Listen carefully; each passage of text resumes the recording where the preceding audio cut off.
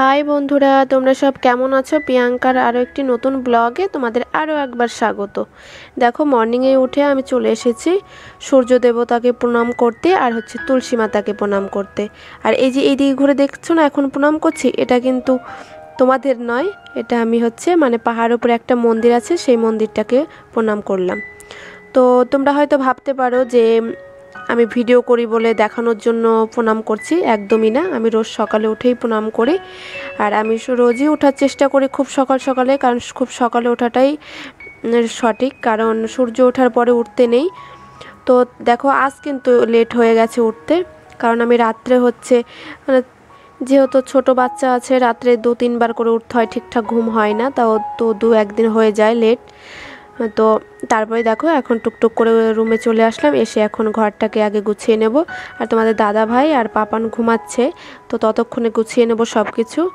আর এই যে পেপার ফ্লাওয়ারগুলো দেখছো না, এগুলো আমি আরও 1 বছর আগে বানিয়েছিলাম, তো এখন খারাপ হয়ে গেছে। আর দেখো কত ঝরে পড়েও গেছে, এখন ছিঁড়ে গেছে। আর এতটা ধুলোবালি পড়েছে না, কিছুদিন ধরে মোছা হয় না, ভাবলাম এখন তাহলে একটু ক্লিন করে নিই, আর তাই তোমাদের সাথে শেয়ারও করছি। আর কি বলো তো, কিছুদিন ধরে না খুব গরম পড়ছে, তো আবার এখন দেখো গরম পড়লো, আর এখন আবার বৃষ্টিও হচ্ছে, বেশ ভালোই। বৃষ্টি হলে বেশ ভালোই লাগে, আবার যখন বেশি বৃষ্টি হয় না, তখন একদম বিরক্ত লেগে যায়, জামা কাপড় শুকাতে চায় না, কেমন সব সময় বৃষ্টি হয়, ভালো লাগে না। আবার যদি একটু বেশি গরম পড়ে, তাও ভালো লাগে না, কি যে করব সত্যি। দেখো, আর এই কাজ করতে করতেই তোমাদের দাদাভাই উঠে গেছে, আর সাথে দেখো পাপানকে নিয়েও উঠেছে। ওই জন্য আমি একটু সকালেই উঠি, যে ওদের ঘুমানো থাকতে থাকতে যদি আমি কাজগুলো কমপ্লিট করে নিই, তাহলে কোনো আমার অসুবিধা হবে না। আর যদি পাপান ওঠার আগে যদি কাজগুলো না করতে পারি না, তাহলে একদম সমস্যা হয়ে যায়, তখন সারা দিনেও আমি কোনো কাজ কমপ্লিট করতে পারি না। আর যেহেতু আজ অনেক লেট হয়ে গেছে উঠতে, দেখো কত রোদ উঠে গেছে। আর কি বলতো, যখন তোমাদের দাদা ভাইয়ের একদম মর্নিংয়েই ডিউটি ছিল, তখন তো 4:30-5টার সময় উঠেই ধরো রান্না বসিয়ে দেওয়া হতো। এখন ডিউটিটা না P3 করে দিয়েছে, ওর জন্য একটু লেট করে উঠি। আর এই যে পাপানের জুতো দেখছো তো, আমি পাপানের কোনো জিনিস, একটা জিনিসও বাইরে রাখি না। তো কাল এত ঘুম পেয়েছিল, আর ভুলে গেছি নিতে, আর তোমাদের দাদা ভাইও নেয়নি, তো বাইরেই রয়েছে, তার জন্য আমি ভাবলাম একটু ধুয়ে দিই। আর এইদিকে তারপরে আমি চলে আসলাম কিচেনে এসেই দেখো, এখন তোমাদের দাদা ভাইকে ব্রাশ করে নিয়েছে, তো এখন চা করে দিচ্ছি তোমাদের দাদা ভাই আর আমি চা খেয়ে নেব। আর কালকে যেহেতু ঘুমিয়ে গেছিলাম, তো থালা বাসনগুলো ধোয়া হয়নি, রেখেই দিয়েছিলাম। আর তোমরা বন্ধুরা জানো তো, এই থালা বাসন তারপরে কিচেন একদম নোংরা করে রাখবে না, কারণ রাখতে নেই, তাতে অমঙ্গল হয়।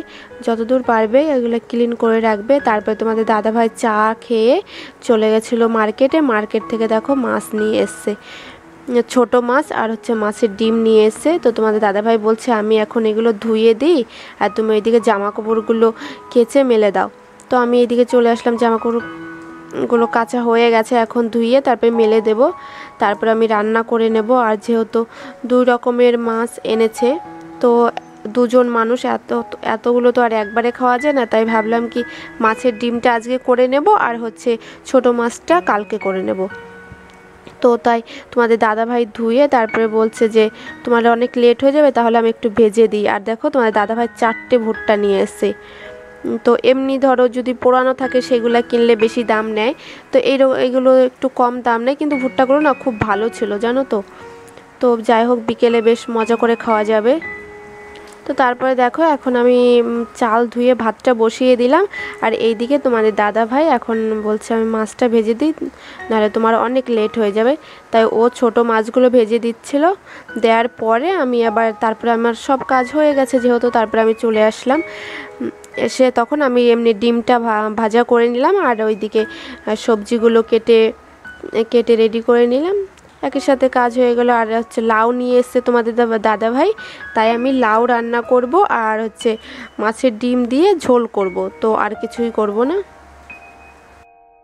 আর বন্ধুরা দেখো, তেলের মধ্যে মাছের ডিমটা দিয়েছি, কীরকমভাবে মানে একদম ফেনা হয়ে যাচ্ছে, তেল তো বোঝাই যাচ্ছে না, মনে হচ্ছে ফেনা দিয়ে মাছের ডিমটা ভাজা করে নিচ্ছি।